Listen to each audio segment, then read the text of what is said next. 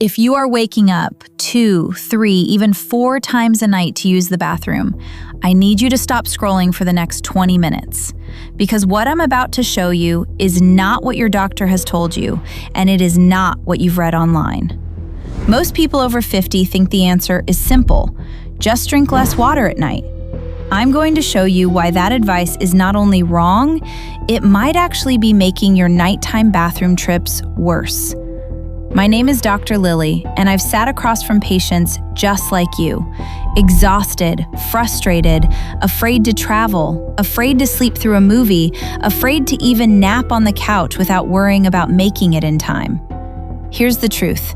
There is a specific way to drink water, a timing, a rhythm, a method that can cut your nighttime bathroom trips down dramatically, in some cases from 4 times a night to 0.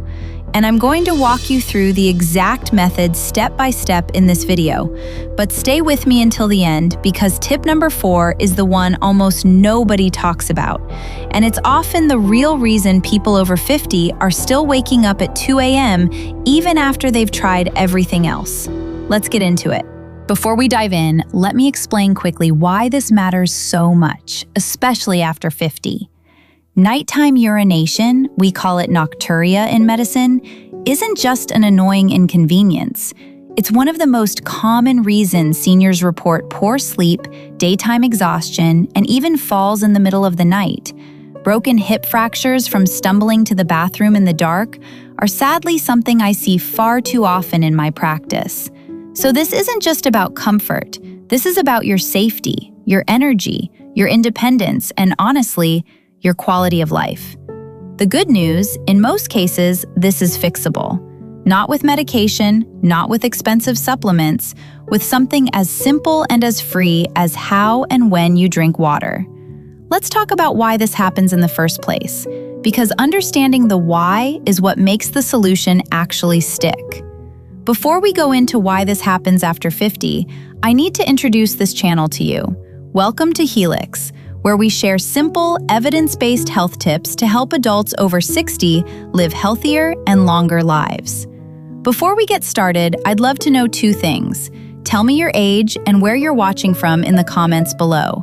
I read as many comments as I can because it helps me understand who I'm helping and what help topics matter most to you. And if you haven't subscribed yet, tap the subscribe button now so you never miss our weekly health updates. Now, let's get started. Here's something most people don't realize. As we age, our bodies change in 3 specific ways that affect nighttime urination. And once you understand these 3 things, the solution I'm about to give you will make complete sense. First, your bladder capacity changes. The bladder is a muscle, and like every other muscle in the body, it can lose some of its elasticity over time. That means it holds less than it used to, so it signals you sooner, sometimes even when it's not truly full. Second, your body's fluid rhythm shifts. When you were younger, your body was very good at holding on to fluid during the day and releasing more of it while you were awake. As we get older, that rhythm can flip. More fluid gets released at night instead of during the day. This is called nocturnal polyuria, and it's one of the most common and most fixable causes of nighttime bathroom trips. Third, daytime habits catch up with you at night. Coffee in the morning, tea in the afternoon, that glass of wine with dinner, salty food at lunch, all of these affect how your kidneys process fluid hours later, often right around the time you're trying to fall asleep. Now, here's the important part. Most people try to fix this by simply cutting back on water in the evening.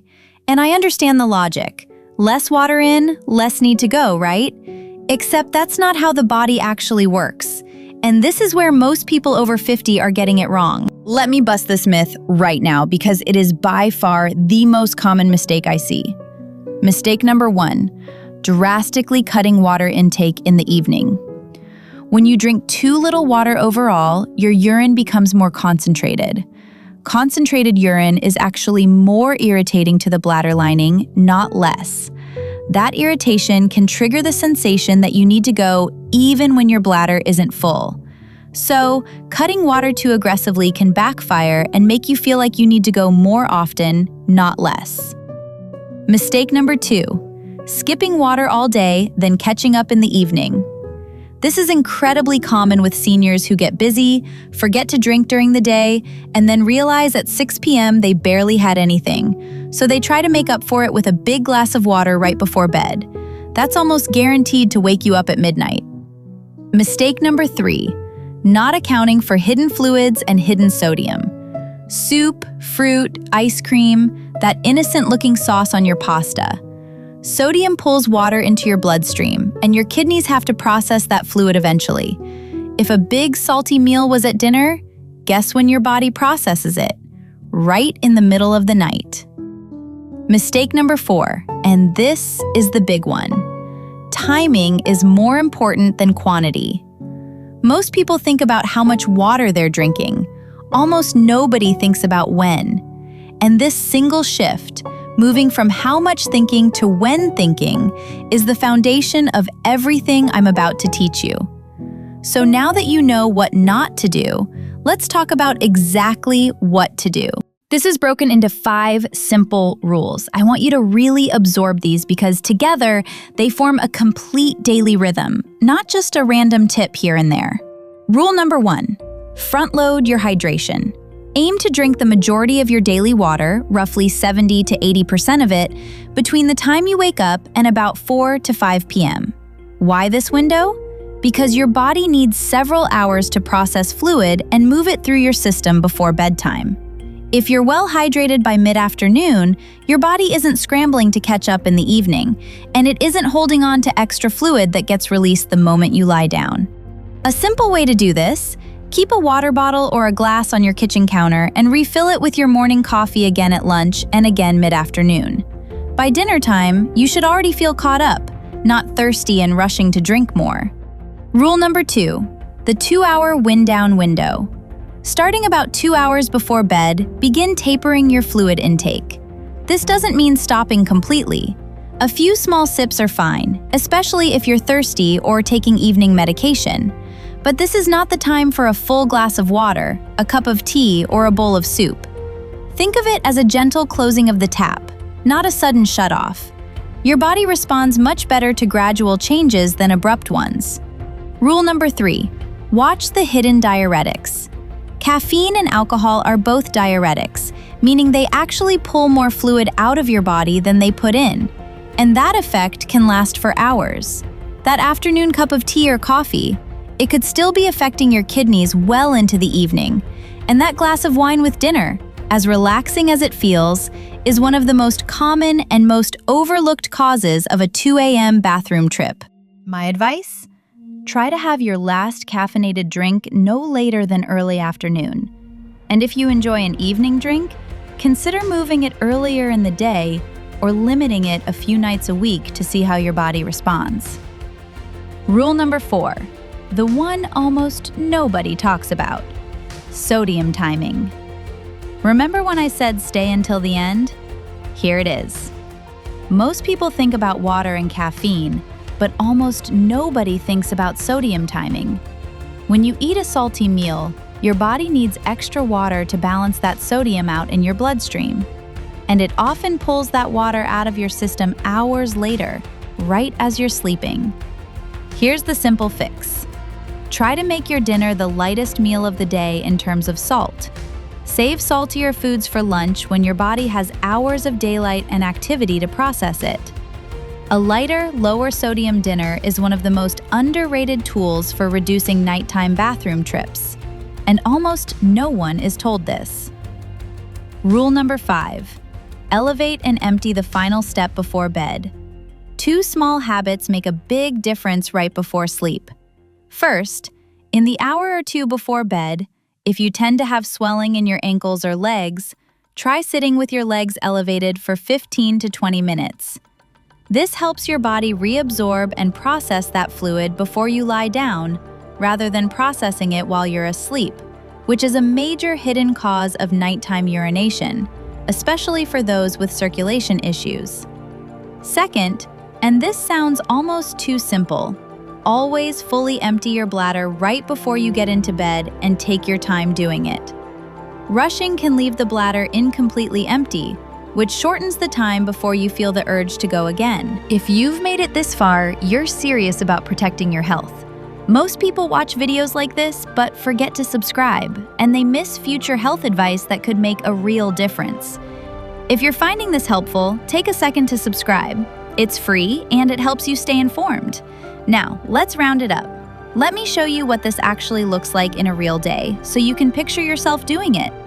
Morning. Start your day with a glass of water before coffee. This is your foundation. Most people are mildly dehydrated just from a night's sleep, and starting here sets the tone for the whole day.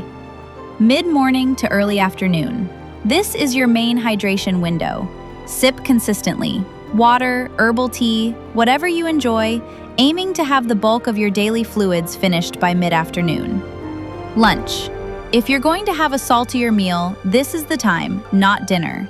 Late afternoon, your last caffeinated drink if you have one. Dinner, lighter on sodium. A little less soup, a little less sauce, a squeeze of lemon or fresh herbs instead of extra salt for flavor. 2 hours before bed, begin tapering fluids. Small sips only if needed. Before bed, elevate your legs if you deal with swelling. Then fully empty your bladder right before lying down. This isn't about perfection, it's about rhythm. Even getting 3 or 4 of these 5 rules right consistently can make a real difference within just 1 to 2 weeks. And I want to be honest with you, for some people, nighttime urination isn't just about water habits. It can be connected to other things, certain medications, blood sugar, prostate changes in men, or pelvic floor changes in women. If you've tried adjusting your water habits for a few weeks and you're still waking up multiple times a night, that's worth a conversation with your own doctor. Not because something is necessarily wrong, but because there may be an additional piece to your specific puzzle, and you deserve real answers, not guesswork. Let's bring it all together, because I want you to walk away from this video actually being able to use what you learned tonight. Here's your 5-rule method one more time. 1. Front-load water earlier. 2. Taper gently in the 2 hours before bed. 3. Watch caffeine and alcohol timing. 4. Shift sodium to lunch. 5. Elevate legs and empty your bladder. I know what it feels like to dread going to bed because you know you'll be up again in a few hours. I know how exhausting that cycle becomes, not just physically, but mentally. You deserve a full night of real, uninterrupted rest. Not eventually, starting tonight. Imagine waking up feeling truly refreshed without having been interrupted every few hours. That is the goal of this method. So here's my challenge for you. Try this method for just 7 days. Not perfectly, just consistently.